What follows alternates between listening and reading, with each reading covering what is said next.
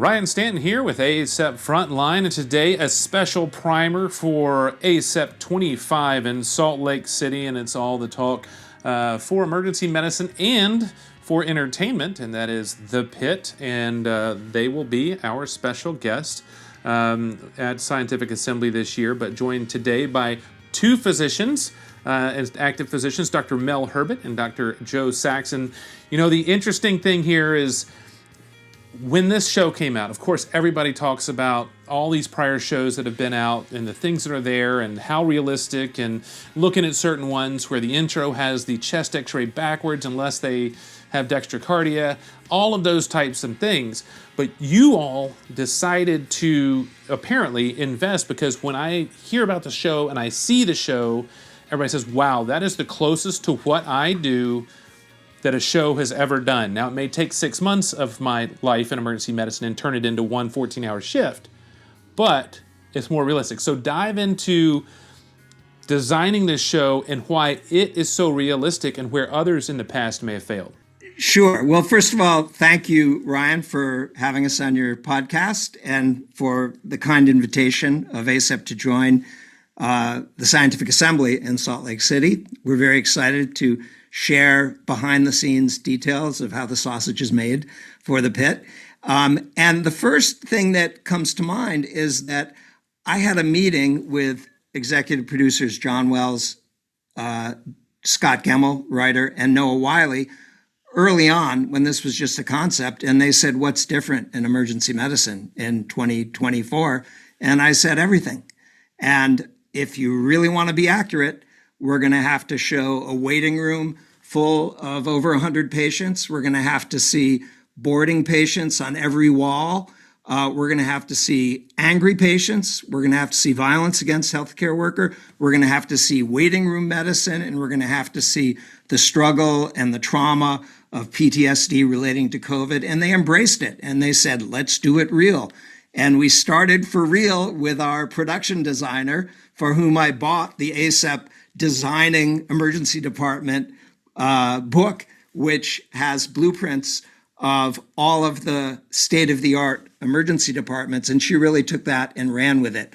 So in designing the set, we tried to capture everything that's real, and from there, we could write and tell the real stories, and we have an amazing crew of the property master who gets everything real, the makeup department that can build every single procedural prosthetic to make it so real that some surgeons have asked, how can you violate HIPAA violations by showing real footage of real procedures? And that is the greatest compliment to our makeup department, to our assistant directors, to the 7 physicians who work on the show. Yes, 7 physicians work on the show. Some medical shows may have one medical consultant who looks over the script, but someone is there all the time. And we can go through the process of how the stories are created, how the dialogue is written, how the show is shot, and then how it's edited. But there's always input from residency-trained, board-certified emergency physicians every moment of the creative process. Joe, can you talk about when ER first started? There were 2 physicians, but who were they? What type? ER was written in the early 1970s by Michael Crichton, brilliant writer, based on his experience at Harvard Medical School. And in the early 70s, at Mass General and at the Brigham, there was no specialty of emergency medicine. What he saw and what he breathed was internal medicine doctors coming down to see chest pain, general surgeons coming down to see abdominal pain, OBGYN seeing vaginal discharges, pediatricians seeing pediatric fever. And there was no specialty of emergency medicine in the early 70s in Boston. And that was kind of par for the course, because the specialty began by a few rogue, brilliant minds in 1969. However, this show was sitting on the shelf collecting dust for many, many years. And when Michael Crichton was filming Jurassic Park with Steven Spielberg, Spielberg said, hey, what are we going to do next? And he said, I got this script called EW, Emergency Ward, and you really should take a look at it. And Spielberg looked at it and said, this isn't a movie, this is a TV show. So it went forward, and it went forward in that frame of mind. So when it first aired, the emergency medicine community really had a hard time. And there were editorials and papers saying what a disgrace it was to the specialty. Mm-hmm. So it evolved. The physicians who were working on the show evolved them, the characters, to being emergency medicine residents. And I came into ER halfway through the first season. So by the time I came in to help out on the set, because things were getting really complicated and they needed an extra hand, things were already heading in the right direction. However, for many, the insult had already occurred with the first episode.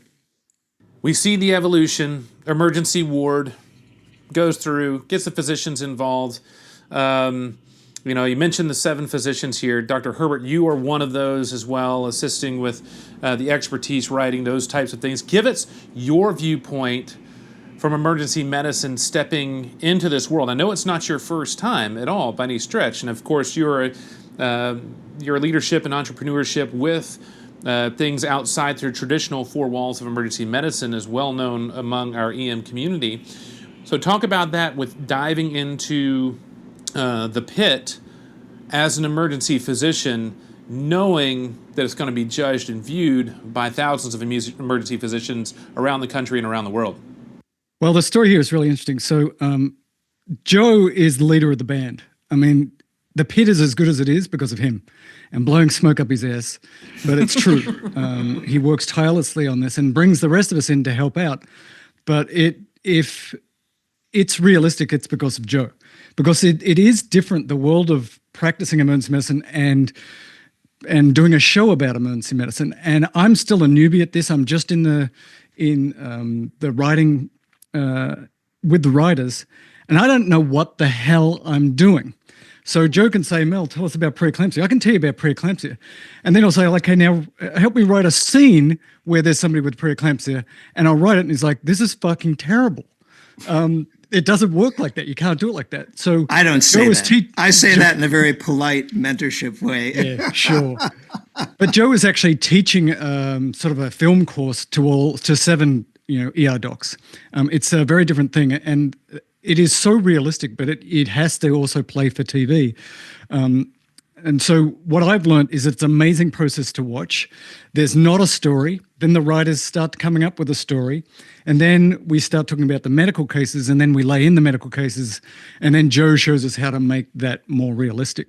But I think that the key thing that's different about the PITT from ER is the fact they started off with Joe at the helm. And then he brought in ER docs. He did not bring in surgeons. He did not bring in gastroenterologists. This is, the medical stuff is done by board-certified emergency physicians. Yeah, and I'll just say, to Mel's credit, one of the first things I did, I wanted to give our lead actor, Noah Wiley, and our head writers a real sense of emergency medicine. And Mel was kind enough to host us at the MRAP Live Grand Rounds. So I would bring Scott Gemmell, Noah Wiley, Simran Badwin to the live recording sessions for Grand Rounds. And then we'd have dinner afterwards, and everyone got to talk with the great minds of emergency medicine, including Mel, including Stuart Swadron, and including, trying to think who else was there. Sean Nort. Oh, yeah, Sean Nort. Sean Nort.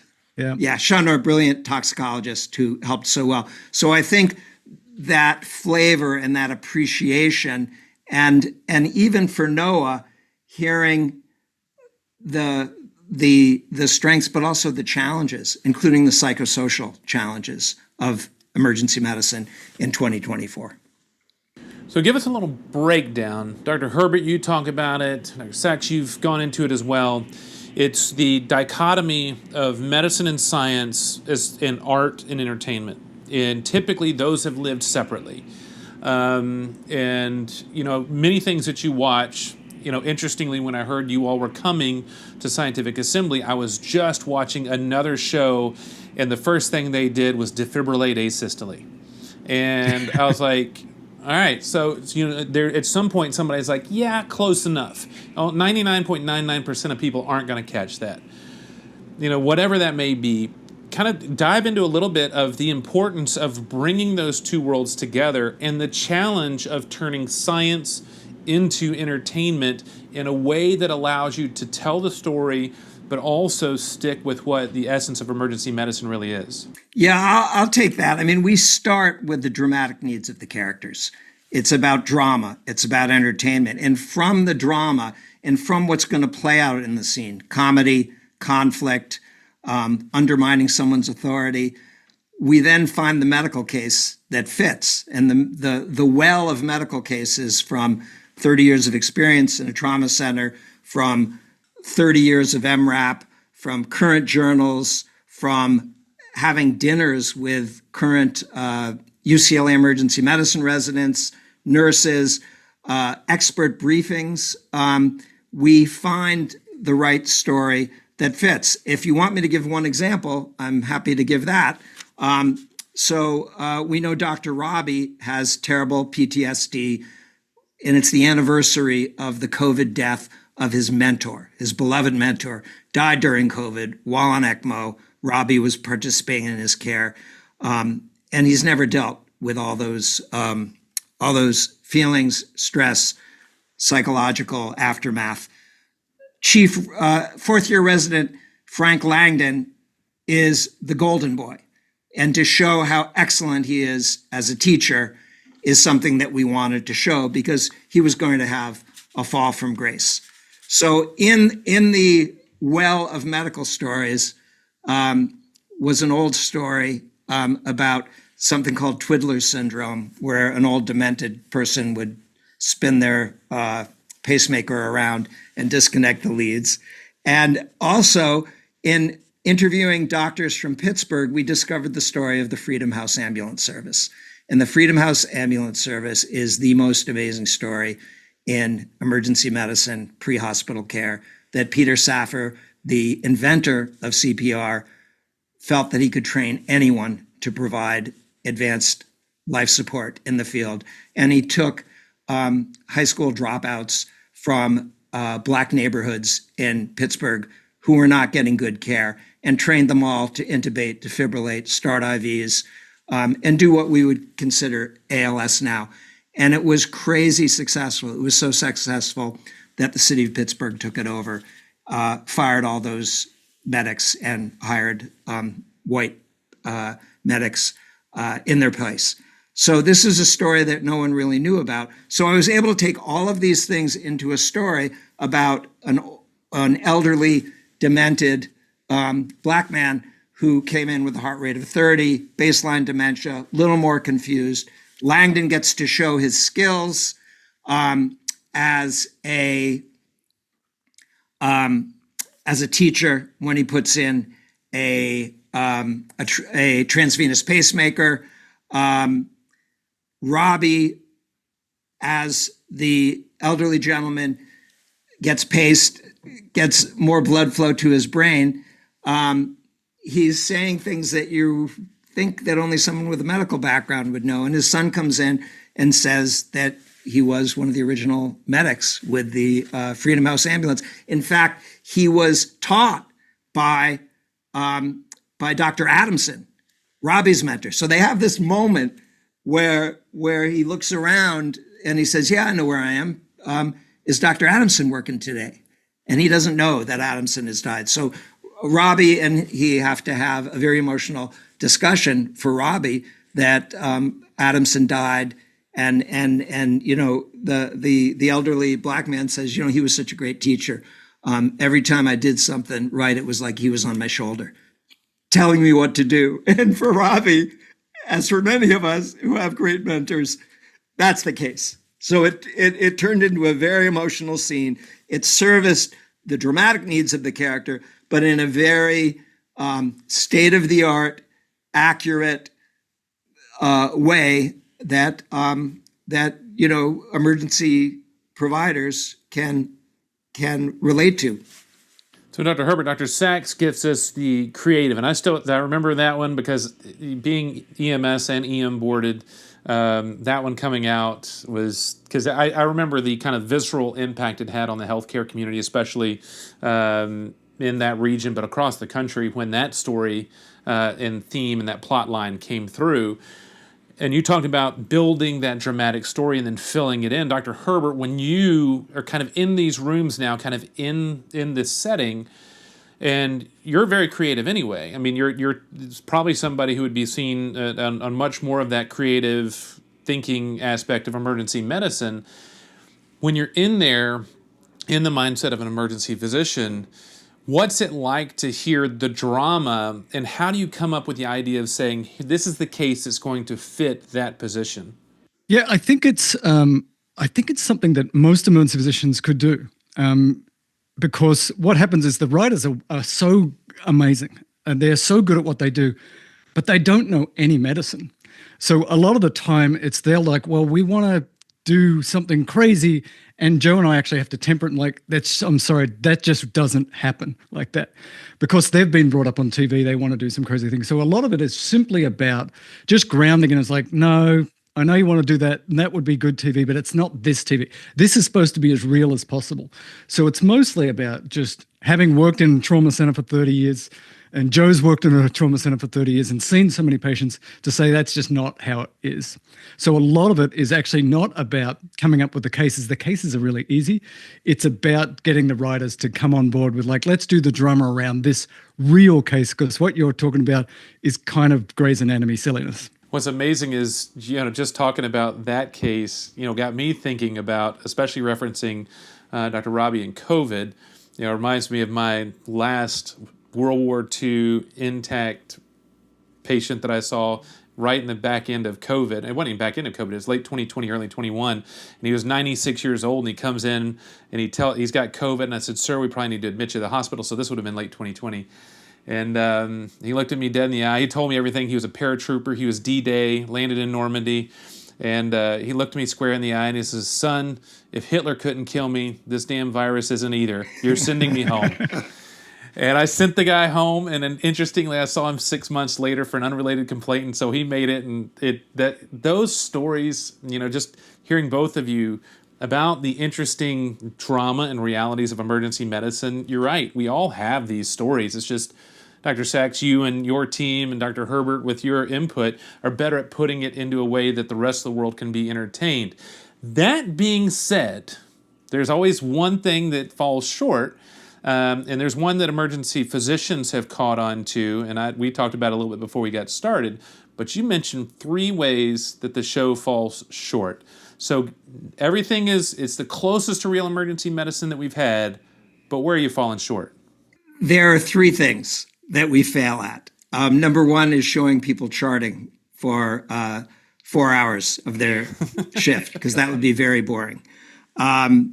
And we know that's real, and we mention it. And in season 2, we might see a little bit of generative AI as something new and different for H&Ps. So that there's that. The second one is chest compressions. We cannot compress 2 to 3 inches on an actor's chest without causing serious internal injury, especially in the elderly. And to build a prosthetic of their entire body, we could do, but the cost would be $100,000 every time we do CPR. So we try our best, and some of the actors are better at faking it than others. And the last is masks. I mean, we all wear masks from the start to the finish of our shift, and 90% of acting is from the face, and if you only have the eyes, it's very hard. And we will do masks for central line placement, for thoracotomies, but we cheat and we don't put masks on for every procedure. My 4th one would be that the hospital administrator comes down to basically yell at Robbie. And in my experience, that never happens. They never come down there because they're terrified of the emergency department. It's the last place they want to go. However, there are so many people that responded to the comments about the Press Ganey scores. Yes. Everyone can relate to that. And that struck a nerve with many emergency providers. Well, it's like the old T-shirt says, "I'm here to save your ass, not kiss it." So, Press Ganey can be there. All right, so both of you, you're going to be 2/3 of the team. And, of course, Dr. Herbert, you are a perennial headliner for Scientific Assembly and ACEP, especially with your work through MRAP and the live segments that you're doing, but also just in leading the largest rooms we have. And Dr. Sachs, you're going to be there with us, but Noah Wiley is going to be there as well. Give us a little insight in terms of what we can expect here in Salt Lake City.